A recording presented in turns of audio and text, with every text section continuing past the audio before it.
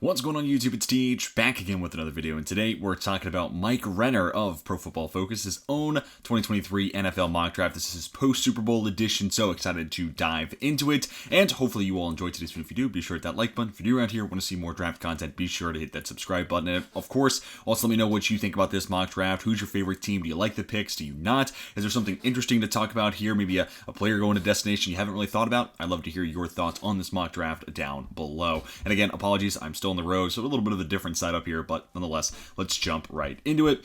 Number one, we have the Colts moving up from 4 to select Bryce Young. This is kind of just becoming the, more often than not, the selection that a lot of mock drafters, including myself, have opted into. I still think Houston is live. I still think Carolina is live to move up.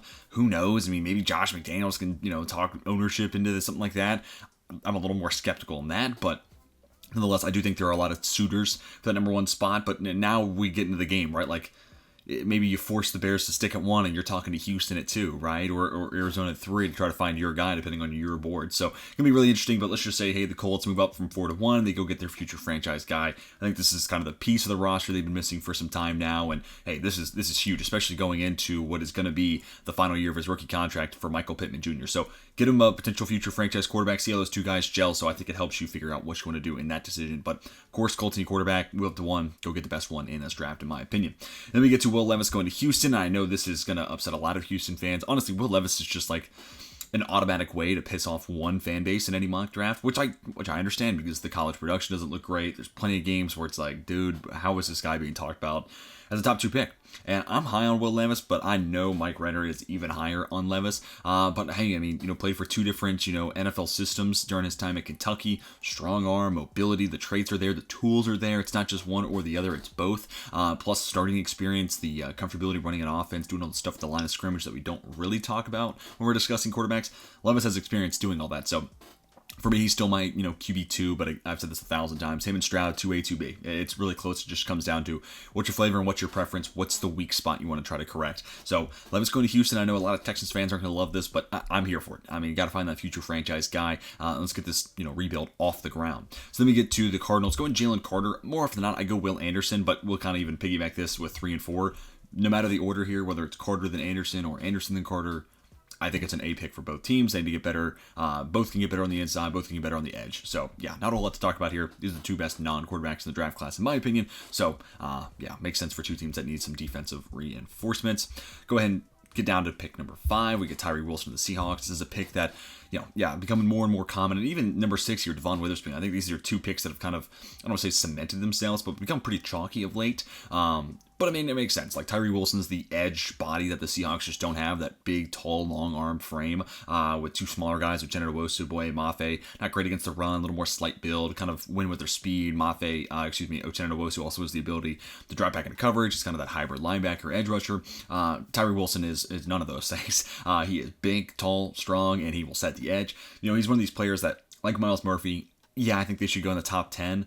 When you get in the top 5, it's like, man, really? I don't know. So Seattle's kind of in a tough spot there, but I mean, then think about this, via the Broncos. This is not even their selection, so it's a little bit of a tough spot. Maybe Wilson isn't truly a top 5 player in this class, but hey, 5 years of playing time over at Texas Tech, a lot of production. Injury ended his season early this past year, but nonetheless, guy who I feel like can immediately produce for a Seattle team that, hey, I mean, the NFC is open. So, I mean, this is a team that made the playoffs last year. Add some more reinforcement to that defense. Tyree Wilson could be able to contribute right away and make that defense that much more stout. So then the Lions kind of already hit on this a little bit. This is becoming more and more common. But hey, the Lions need a number 1 corner. Devon Witherspoon's shot up boards, I think, more than anybody this draft cycle. I mean, of anybody who gained stock, like I think Witherspoon's probably the guy who gained the most value just from his past college football season. Him, Lucas Van Ness is another name that kind of immediately comes to mind. But Witherspoon's been really special. And I mean, man press corner, only allowed 1 yard in press coverage all year long. And that's what Aaron Glenn wants to do as the DC for the Lions. So pair him up with Jeff Okudah, and then hopefully this improves Okudah, maybe moving to that number 2 corner role, an easier assignment week in and week out, and maybe we can tap into his potential as a top 3 pick and a guy who did not have, penalty issues at Ohio State, didn't get beat, was great in man, great in zone. It's been kind of curious to why Okudah has not worked out. So hopefully get him some reinforcements there on the outside will help figure that out. So then we get to the Raiders. Paris Johnson Jr. A lot of times I've been seeing Peter Skoronski here. So this is the first time I've gotten to see Paris Johnson Jr. here. He's my OT1. I know he's also Renner's OT1, so him and I are simpatico there. But this need makes a ton of sense to me. And then,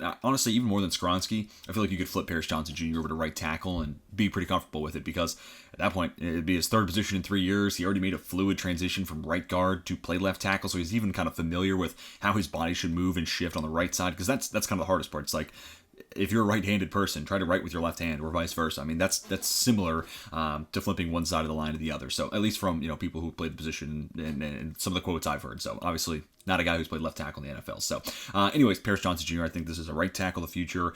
Maybe you do play him in at guard, because I mean, Paris Johnson Jr.'s strength, but also great footwork. I mean, oh my gosh, good luck. Interior defensive lineman trying to get past him right next to Colton Miller. I mean, that would solidify that left side of the offensive line for the Raiders. So either way you spend it, I like that pick. Then we get to the Falcons, and this is where Peter Skoronski comes off the board.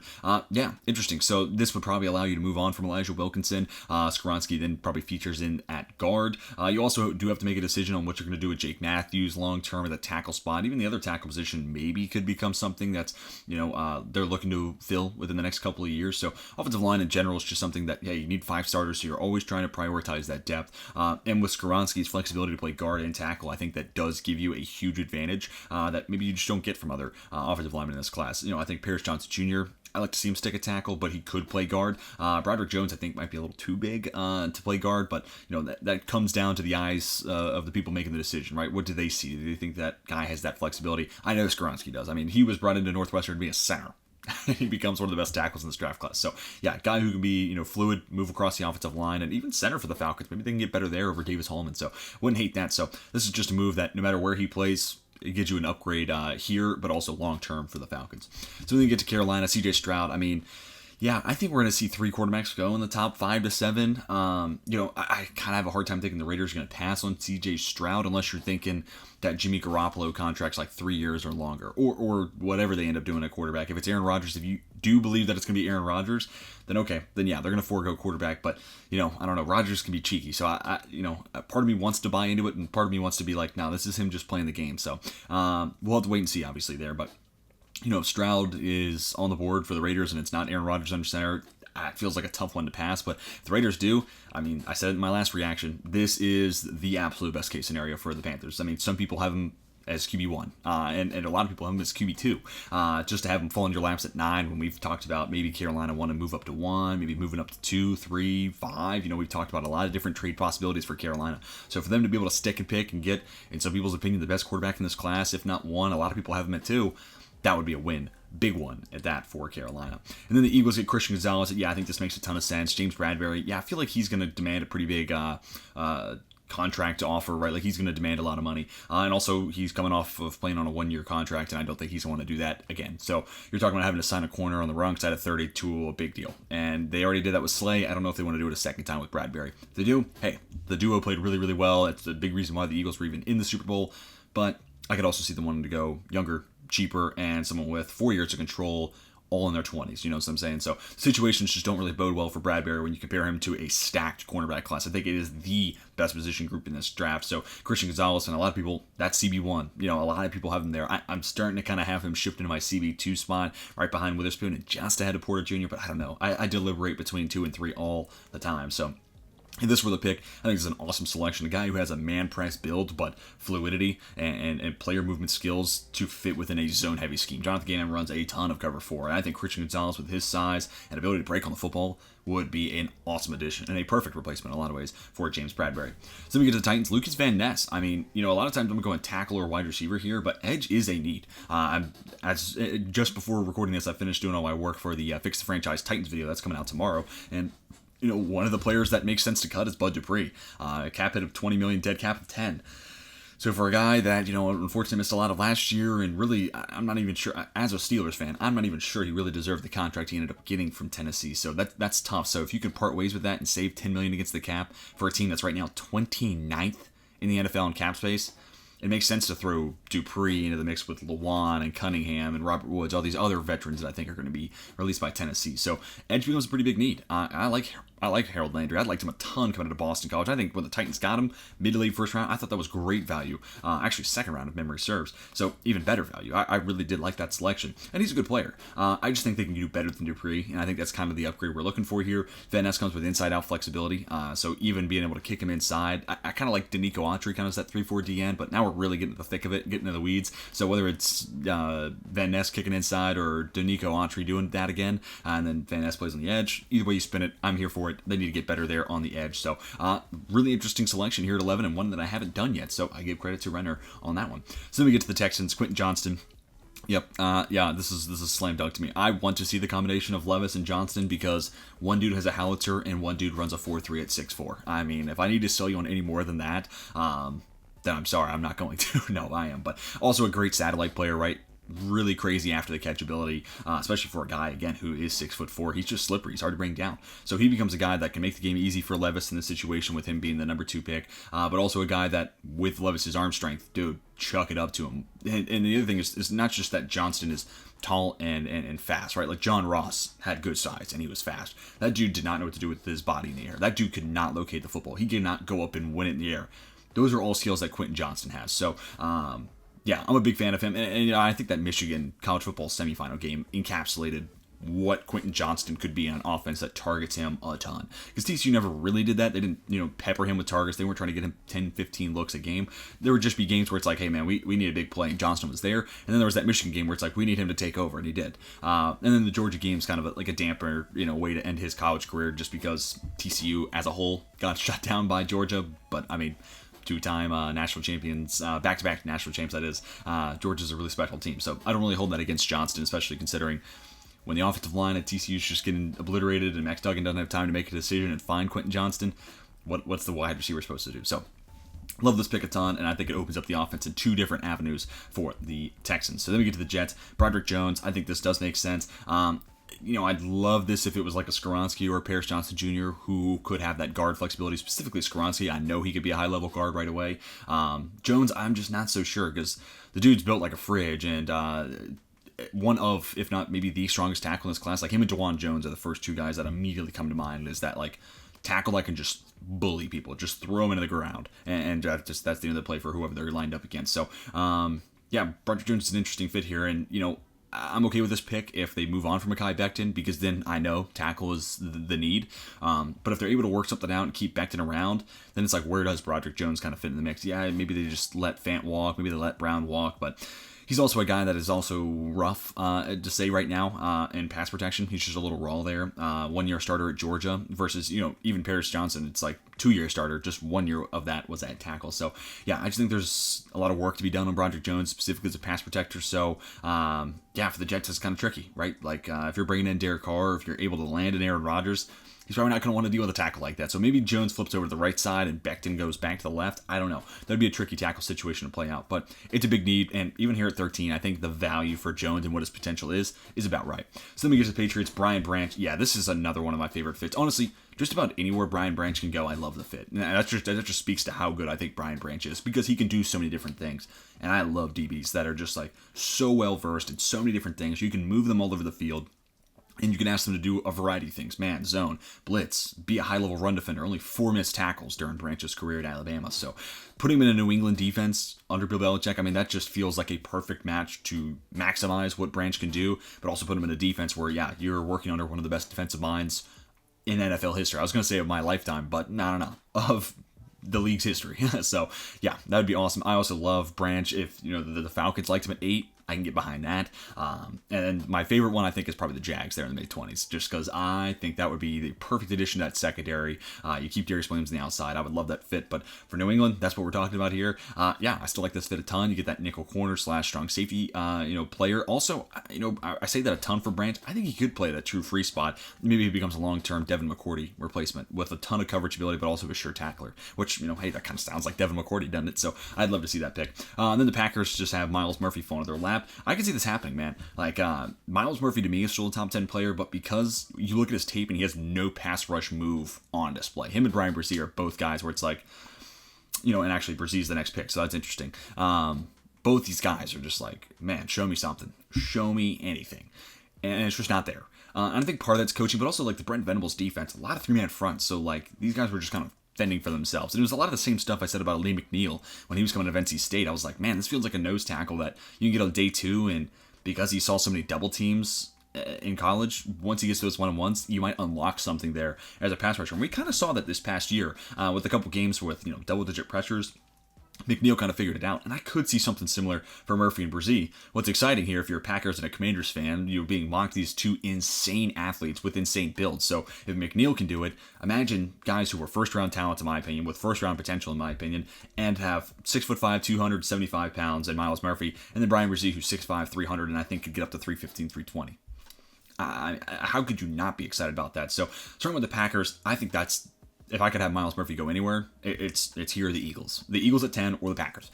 Those are two teams that have been known for a long time being able to develop edge rushers. And I look at the work that Green Bay did with Rashawn Gary, and I'm all for them taking a swing of the bat at Myles Murphy, because Rashawn Gary, to me, is a superstar in the making, if not already a superstar. So here you go. Here's Myles Murphy, this insane 6'5", 275 freak of an athlete.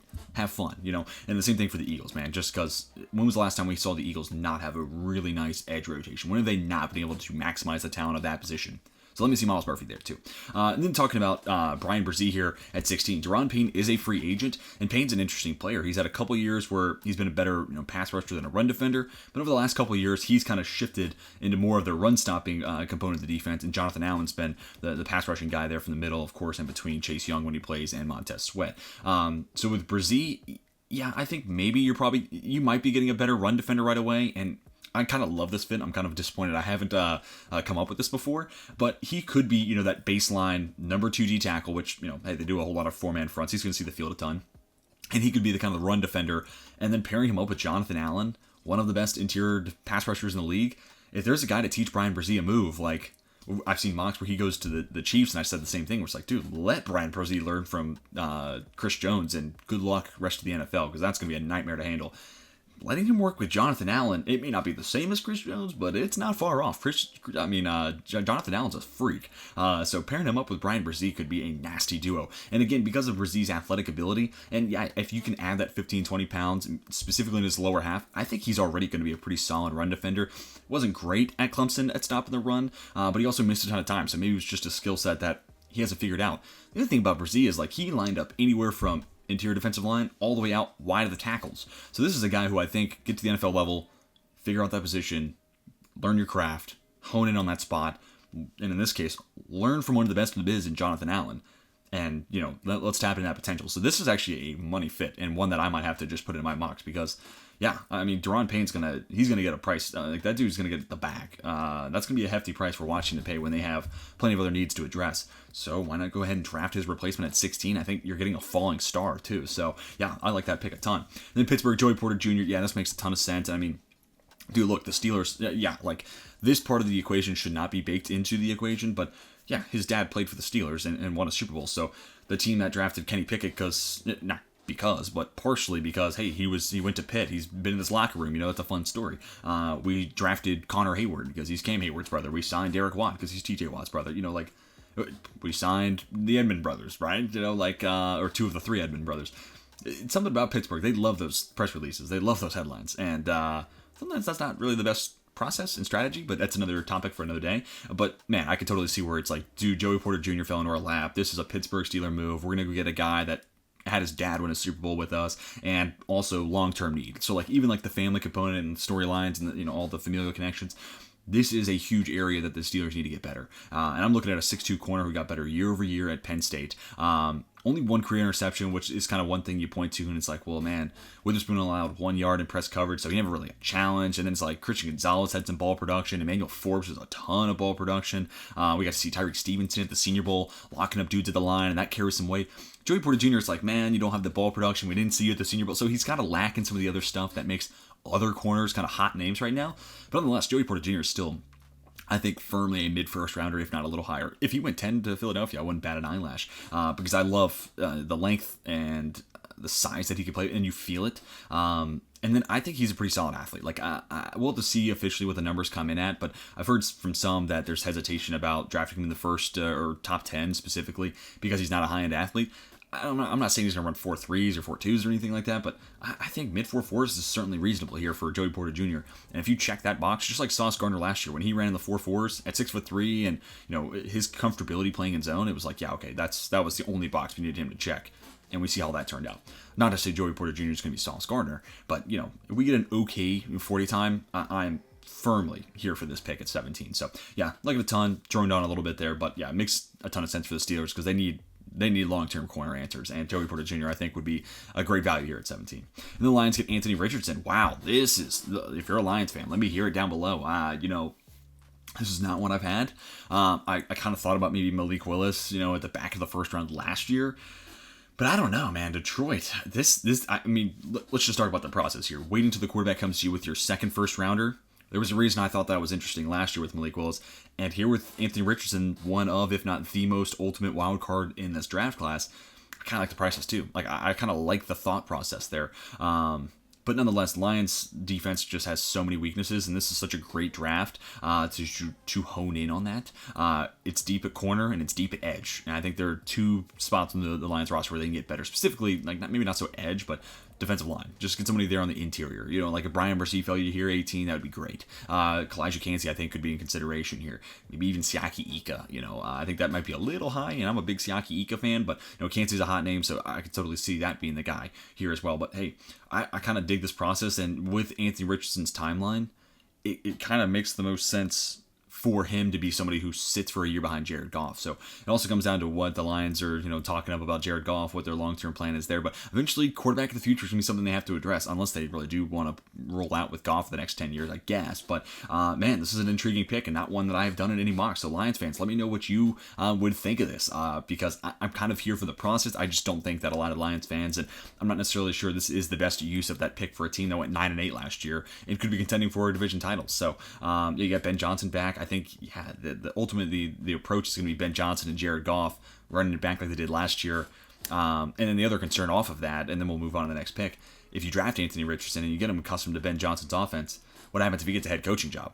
It's kind of the same stuff I was saying about Jared Goff this year, where it's like, yeah, Ben Johnson made Goff look a lot better than he did, which, by the way, Goff still had more turnover-worthy plays than touchdowns this year. So a guy who's still not perfect, like he's still Jared Goff, but it was a great offense and it was unique, and Ben Johnson does a hell of a job scheming it up. So if he were to leave after 1 year and Anthony Richardson then was supposed to be the backup, learn that offense, and then take over, but then Ben Johnson's gone, I'm kind of concerned about that if I'm a Lions fan. So a lot of, potential flags here for me, but at the same time, it's your second first rounder. Go draft that quarterback of the future. I like it from that standpoint. So I'm a little middle of the ground here. Then we get to the Bucks. Deontay Banks. This is as high as I've seen Banks go in any mock draft, but it makes sense because 6'2", 200 plus pounds, and a really fluid athlete makes a ton of sense. And plus, the Bucks are going to be losing a couple corners in free agency. I hope they keep Jamel Dean. I think he's a great fit for that defense, but I'm also hoping he goes to Pittsburgh because I think he'd be an awesome fit for that defense. So there's going to be a lot of suitors for Dean. So the Bucks might not be able to match that. And also, like, depending on what they do in the QB market, like if Derek Carr ends up becoming a Jet and Rodgers goes to the Raiders,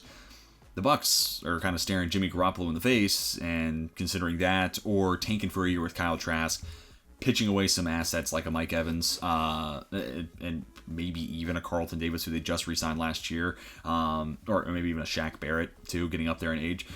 Something like that, and then just letting Kyle Trask get them towards the top of the 2024 draft board, and then taking a quarterback, and then, see if you can build from there. So they're a tough team. They're a tough team to kind of gauge. So this could be anywhere from quarterback, or it could just be like, hey, we're not going to pay those corners, so we're just going to take the best corner available. And if that were the case, I think Banks is actually a really solid value here at 19. So there might be some other names I'd have above Banks, but nonetheless, this is a loaded corner class. I say this all the time. So it really just comes down to flavor. If the Bucks are like, hey, Banks is our guy. He's our CB2. He's our CB3, and the other guys are gone, let it fly. Next up, Seattle Seahawks, Kalijah Kancey. He does come off the board here at 20, so I get the Lions pick at 18. Maybe you could have done that, and even building off that, Seahawks fans, let me know. Let's say Kancey did go 18, and then Anthony Richardson were the pick here at 20. Are you here for that? Are you here for sticking, picking, and taking your potential QB of the future at 20? We'll have to wait and see for me to make that decision, because Geno gets a 3-year deal, and it's pretty heavily guaranteed through all 3 years. Probably not something they're doing. They're probably just going to kick the can another year or two. But if it turns into a franchise tag, they can't work out a long-term contract situation, all right, then I'm all for Anthony Richardson at 20. So we'll have to wait to see what the contract ends up being and how quickly maybe Anthony Richardson would get on the field. But hey, let's talk about the pick that was actually here in this mock draft. Kalijah Kancey. Yeah, I mean, I think this makes a ton of sense. And addressing that interior defensive line, so you add Tyree Wilson at 5. Now you're getting an interior presence, Kalijah Kancey. I think it makes a ton of sense. And I mean, this is a team that does not typically draft corner in the first round. I think Trenton Sims could be live here. O'Cyrus Torrance is an interesting name. So prioritizing the defensive line where they have to get better makes a ton of sense. And Tyree Wilson is actually interesting. Pretty good run defender. Kancey is not going to give you a lot in that way. So, kind of pairing him up with, a Poona Ford if he's back and something like that, I think that actually could be a nice place for Kancey to find himself, because it's then, hey, I'm 6'1", maybe 280 pounds. My job is to get to quarterback. Poona Ford's going to take care of the run defense. So by having that specific role, I think you could really unlock the best of Kalijah Kancey. So I'm intrigued by it. I'm here for it. Also, I'm starting to change my mind, so Seahawks fans also let me get some feedback on this. I've been saying for months now, Taylor Lewan, I think it's going to be a cut casualty. Another name I've been throwing out a ton with that is Shaq Griffin from Jacksonville. So I'm starting to really buy into the fact that the Jags have to cut him, save money, they're over the cap, so I think that cut's inevitable. And once he hits the market, is Seattle not the first team calling him? And then make him the number 2 corner, where he was really good when he was in Seattle. So no guarantee he gets back to that, but I think then if they bring back Shaq Griffin, they're not going to address corner here in the first round. So again, doubling up on the defensive line makes a ton of sense here. So if you're a Seahawks fan, let me know if you think my logic here is sound. Then we get to the Chargers at 21. Michael Mayer, I like it. I think there's other things I'd prefer, but yeah, sure. You could get better than, a Gerald Everett who's on the wrong side of 30 and, kind of losing a step each and every year. Donald Parham going to be free agent, so I don't hate it whatsoever. I'd rather see that speed receiver, kind of unlock the offense, get someone to take over the top. That said, Kellen Moore, I actually had somebody comment and put this on the video, and I think it's an interesting note because, Kellen Moore was not a guy who, as much as I loved his offense in Dallas, it was not a team that pushed the ball down the field all that much. They would take some shots, but it was not this insane vertical base Bruce Arians type of offense. So it'd be interesting to see how much that changes. But that being said, they still took shots. I can think back to the Washington and Dallas game, and CD didn't have a target for the first 20 minutes. That was a bad job by Kellen Moore, but that shot that eventually came was a deep ball down the seam. So they still push the ball down the field. So I would like to see that speed receiver add in the offense, and also Kellen Moore can change his system up with a new scheme or a new offense. And Dallas, how many speed receivers have they had before T.Y. Hilton? How many guys were really filling that role at a high level? Let me know. Maybe I'm forgetting somebody. But adding Michael Mayer here, to an offense with Kellen Moore coming over, who got a ton of production out of guys like Dalton Schultz, I think that makes a ton of sense. So I kind of droned and went off in a lot of different directions. I don't hate this pick. Mayer to the Chargers is B. I'm not going to give it a negative grade because, yeah, you got another weapon for Justin Herbert, as you should. I just think there's a better weapon out there to be gotten, like a Zay Flowers, who's still on the board here, or even a Jordan Addison, who we're going to talk about here in a minute. Then we get to the Ravens. Bijan Robinson, man, this would be scary. It'd be even scarier if it was a Greg Roman offense, but that being said, I'm glad that they are making a change there at OC, because I think you've already seen the Greg Roman ceiling. It was the 2019 MVP season for Lamar Jackson, and they've kind of struggled to get back to that. So, assuming Lamar is back, a backfield with him, Bijan, and J.K. Dobbins, good luck. I mean, good luck. I'd rather see this be receiver, if I'm honest, but or corner. So I don't hate it, but also Bijan's one of those tricky prospects because, I think talent-wise, a blue chipper, it's just his position is going to hold him back in this draft. I still think he goes top 16. I still think he's going to go top half the first round. So I don't even think he's on the board here at 22 on that point. But if he is, hey, if the Ravens made the pick, they'd be drafting a good player. That's what they did last year twice with Kyle Hamilton and Tyler Linderbaum, right? Not positions of high value, but they drafted good players and they figured it out. So if they did that here with Bijan, I would trust that front office, and I trust John Harbaugh. I mean, they're some of the best in the biz for a reason. So then we get to the Vikings with Jordan Addison. Man, you know what? I'd love it. I'd absolutely love it. It's just tricky because, I think the corner room actually isn't as bad as maybe I had kind of thought maybe a month ago, because Andrew Booth ideally coming back healthy. Lewis Seen should be coming back healthy for that crazy injury in London. Cam Dancer got better this year, and also just the change from Ed Donatel to Brian Flores, I think will speak massive. I don't think it'll make waves of improvement here for the Vikings. I could see linebacker. I'm starting to kind of pivoting into that direction. Again, not another position with a whole lot of value behind it. Free agent linebackers don't make a ton of money, but they just got to get faster in the middle of the field. And, Jordan Hicks was on a 1-year deal. He's old and slow. And then Eric Kendricks, really instinctive, high football IQ, but, getting up there in age and he's losing the step. So I like to see him get more speed in the midfield. But nonetheless, if you feel like, hey, maybe we can work something out with Zadarius Smith, and maybe we can add corner later, or we can figure out, or we can add edge later, or we can add corner later. Either way, taking a shot here on Jordan Addison is intriguing because, what's that Adam Thielen contract situation looking like? Can they find a way does he take a pay cut? Does he lower that cap hit in any way? If not, he could be someone who's moved on from entirely. But if they do figure something out, then you're talking about an offense with KJ Osborne then sliding into that 4. Adam Thielen becomes the designated slot receiver, and then it's Jordan Addison and Justin Jefferson on the outside. I'm here for that. Like, for a team that won games last year based off their offense and then just having their defense try to find some stops, might as well double down on it, right? Go ahead and add Jordan Addison in the mix. So I'd rather see this be defense. I kind of have a preference towards linebacker because I feel like this team needs to get a little faster there in the middle of the field. But corner, edge, linebacker, wide receiver. If you give me any of those 4, it's going to be a positive grade for the Vikings. The Jags taking Dalton Kincaid. I like this. I could also see maybe Antonio Johnson, nickel corner, strong safety hybrid, kind of going back to my Brian Branch theory. I kind of think that's a fit that makes a ton of sense and probably something I'm going to be doing in my future mocks. But if they did add a tight end, depending on what happens with Evan Ingram, makes a lot of sense. Even if they keep Evan Ingram. Doug Peterson was known for those 2 tight end sets in Philadelphia, so I don't hate that whatsoever. I don't hate it at all. So if this were the pick, not the best way of using it, maybe, in my opinion, but I'd also go off the line. I can still know Cyrus Torrance off the board. That would be an immediate upgrade there at left guard. So I think there's other areas you can go with here, but Kincaid at 24, not a bad selection. An interesting pairing as well. The Giants take JSN. Yeah, I don't hate JSN going to the Giants. My concern is then can Wan'Dale Robinson kick outside? Can Jackson Smith and Jigba play on the outside? Because I'm pretty set in my thinking that both those guys are slot only. So then what are you going to do with 2 slot only guys, right? So it comes with its cons as well as it comes with its pros, right? Because JSN's a really good route runner, good hands, can win in the air, and the Giants need wide receiver really bad. So naturally the fit and the need kind of line up, and I think the value's about right. I'm still thinking early second for JSN, but that is my opinion. I am definitely a little bit lower on him than most, but late 1, I don't hate that whatsoever. And for the Giants, if they're like, hey, we're going to figure out if Robinson or JSN can play on the outside, we're going to make it work, then all right, I trust Brian Dable. He has earned my respect. He was my coach of the year winner, and then he actually ended up winning that award. So yeah, that's a guy who, if he thinks he can make this work, we trust him. And I also like Joe Shane a ton. I'm a big Brandon Beane guy. He's my favorite GM in the biz right now for the NFL, and Joe Shane is his disciple. I will listen to anything he has to say. Cowboys take Jalen Hyatt. Yeah, I'm still thinking Hyatt's more of a day 2 guy for me, but that's okay. That's fine. We all have our own taste and preference here. I did tank Dell this past weekend. I would have Dell over Hyatt for the Cowboys at 26.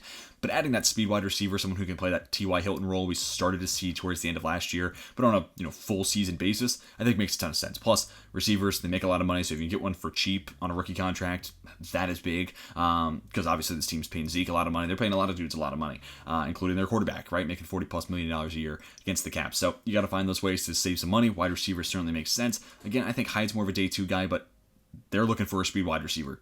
And there are few faster than Jalen Hyatt in this class, so naturally that fit makes a lot of sense. Bills take Cyrus Torrance. Yeah, I was kind of wondering when Torrance would come off the board. He is one of those guys like Antonio Johnson and kind of even like Brian Branch and then Mayer and Bijan Robinson. If not for their position, these guys are locked for the top 16 just because they're that good. But it's like, man, what team is jumping at the chance to draft a guard versus like a wide receiver, corner, edge? None of those exciting high position value positions, for lack of better phrasing. So, and same thing with running back and the tight end and that nickel safety hybrid that Johnson and Branch are. Where do you take those guys? If Torrance fell this way down to the Bills, I think this is an immediate, the pick's already in, like, yeah, they're ready to roll, because that's your Roger Saffold upgrade right there. Saffold's going to be a free agent anyway, so that's already a position that's vacated of its starter, but also Saffold sucked last year, sorry, like, he just was not good, so get an immediate upgrade there. Torrance will give you that power profile they wanted to add with Saffold, but also, he was really good in pass protection this year. He really did impress me with how good he was, how big of a leap, and how easily handled that transition. Easy is maybe not the best way of putting it, but how that transition went smooth from Louisiana Lafayette to Florida, and that's a huge step up in competition. But he handled it really, really well, and a lot better than I would have anticipated. So a ton of credit to Cyrus Torrance. That's why he's my number one guard in this class. So I'd love to see that be the pick for the Bills. Bengals take Keon White. Yeah, I'd be here for this. This tight end turned edge rusher, ODU, transfer to Georgia Tech. Kind of started out with ODU as a Monarch, as a high level run defender. Didn't have a whole lot in the ways of pass rush. Then he got to Georgia Tech, still had the run production, but then 7.5 sacks this last year. So he's a guy that's new to the position, new to defense entirely, and I like those, offense converted to defense guys. It just feels like they kind of know where the ball is going beforehand. That might just be a placebo effect thing. But nonetheless, this is a guy who's figured out his position, and now that things are starting to click, he's getting really good. And he also looks damn good at the Senior Bowl. So for the Bengals to add him into a rotation with Sam Hubbard, who's solid as it gets, dude, and then Trey Hendrickson, who is, I really did not like that signing when the Bengals brought him in from New Orleans, but that has become one of the best signings from that free agent, class. So, ton of credit there. The Bengals IDing talent. That's a huge reason why they're one of the best teams in the NFL, right? So, adding Keon White into that rotation, yeah, I am absolutely here for that. Let me get to the Saints. This is, I've said this a couple times. This pick is just going to be so fascinating to talk about in 5 to 10 years because if the player's good, we're going to talk about it being, originally San Francisco's pick, then he went to Miami, and then he went to Denver, and then he went to New Orleans. So I'm really excited. And if it's Zay Flowers, to me, that's a great football player. That's a really good football player. And, dude, you add him into the Saints wide receiver room, I'm kind of starting to think wide receivers going to be the pick at 29 and the D-line there at 40 in the second round. That said, man, Zay Flowers, on top of what you have with Chris Olave, just push the ball down the field. If it's going to be Jameis Winston starting, yeah, might as well, right? Like, let's just go. Every pass should be 30-plus yards down the field. I'm being hyperbolic here. But, man, I'd be all for it. And then, ideally, you can keep Michael Thomas healthy. And I think with his ability to work the underneath stuff, you can even kick him inside to play the slot and do some of that stuff. Zay Flowers has inside-out versatility. Olave, I think, even does as well. So, and what really Flowers brings to the table, where him and Olave both have good downfield speed and good downfield route running, can be a threat deep down the field. Chris Olave is not a guy that makes stuff happen yards after the catch. Him and Jordan Addison, like if you wanted a comparison to this year, like him and Jordan Addison for this year's receiver class, they don't do it after the catch. And that's fine. They do a lot of other things really, really well. Zay Flowers after the catch is a problem. Like, that dude moves like few others in this class, and he is twitchy, and again, that dude is as elusive as it gets for the wide receiver position, so good luck bringing him down. So add him in the mix with Michael Thomas kind of being that possession guy, working underneath, Olave doing the deep downfield stuff, being a big play element, Flowers does that, but also being a satellite weapon. Whoever ends up being the quarterback for the Saints is going to be a happy guy if this were the pick. Then we get to the Eagles. Nolan Smith. Yep, I could totally see this. He's one of those guys where, like, kind of like we were talking about Myles Murphy and how, hey, man, I'd love to see him go to Green Bay, or I'd love to see him go to Philadelphia. A lot of the same stuff for Nolan Smith, and here he is going to Philadelphia. Again, a team that just is a player, I don't want to say production factory, but player refinement factory. And Nolan Smith's a guy that I think if he ends up in the right situation, you're getting a high-end athlete, highly touted recruit who already stops to run at a high level. It just comes down to figuring out that pass rush and what moves he can use and basically how to win that game. And Philadelphia, year over year, finds a way to get the most out of those guys, whether it's an aging veteran or it's Josh Sweat kind of figuring it out. This would be a great place for Nolan Smith to land. Also a four-man front, which I think kind of fits him. And I'd also like to see them utilize stunts and twists. Wherever Nolan Smith goes, I want to see that team use stunts and twists because I will not see a guard keep up with Nolan Smith crossing his face. So I think there's a lot to be tapped into here. And if you're Philadelphia, this is a position that you prioritize. And by adding a Nolan Smith, you're just keeping that depth, but also the timeline could kind of work out to where it's like, hey, maybe Nolan Smith only plays 400 or 500 snaps year one, which is going to irritate a lot of Eagles fans because you want your first rounder to get immediate production. But maybe Nolan Smith's in a limited role year one, and he's just kind of figuring out the craft. But then by year two, if the Eagles do their part and Smith hits his full potential, he's going to be a force, and he's going to be a freak. And again, also just like utilizing his athleticism, I think this is a team that would be smart and would be wise enough to be able to do that. So I trust Jonathan Gann. I'd love people to see him add someone like a Nolan Smith to that defense. And then closing us out, the Kansas City Chiefs take Luke Musgrave. Yeah, actually a couple of mocks now in a row where we've seen the Chiefs take a tight end at the end of the first round. I don't hate it. 3 tight ends in the first round, too. Can we talk about it? This is a good tight end class. I don't know about 3 in the first round. I'm still kind of thinking it's going to be Mayer and then a lot of guys there on day 2. But hey, man, Musgrave to the Chiefs. This is your potential Travis Kelce replacement. As Renner writes, he's 33 years old. He can't play but for so long, right? So Musgrave for that replacement, I actually think that's a really solid guy to kind of do a lot of the same stuff because he's a high-end athlete, sharp route runner, has those hands, and tough to bring down after the catch too. Yeah, I can see Musgrave. It's hard to say he's going to do what Travis Kelce does because Travis Kelce might be the best tight end of all time. If not the best, he's top 5 to top 10, barring anybody's list. Like, he's going to be somewhere in the top 10. So it's tough to say Musgrave's going to be able to do all that, especially at the same level, but he could. The potential's there. Or even if he is just the number 2 tight end for a year or two while Kelsey's still playing, he's an upgrade over Noah Gray, and that's not even up for debate. So yeah, I'd be intrigued by that. But that is going to do it for my reaction to Mike Renner's latest 2023 NFL mock draft. Some interesting stuff, some names that went pretty high, like Deontay Banks here at 19. I was intrigued by that. No Keely Ringo here in the first round. And Osiris Torrance falling to 27 was a little interesting in my opinion. Van Ness going to 11. I liked that a fair amount too. So yeah, pretty solid mock. I'll go an 87 for Renner. I'll give Renner solid B+ grade. I'll give him an 87. What would you grade this mock draft? Down below in the comments section. Love to hear your thoughts. You can give it a letter grade or a number grade, whatever works best for you. Love to hear your opinion down below. But hopefully you guys enjoyed. Hit the like button if you did. If you're new right here, be sure to subscribe. And again, tell me your thoughts down below in the comment section. But that is going to do it for me. Hope you all have a fantastic rest of your day. And until next time, my name is Teej, and I'm signing off.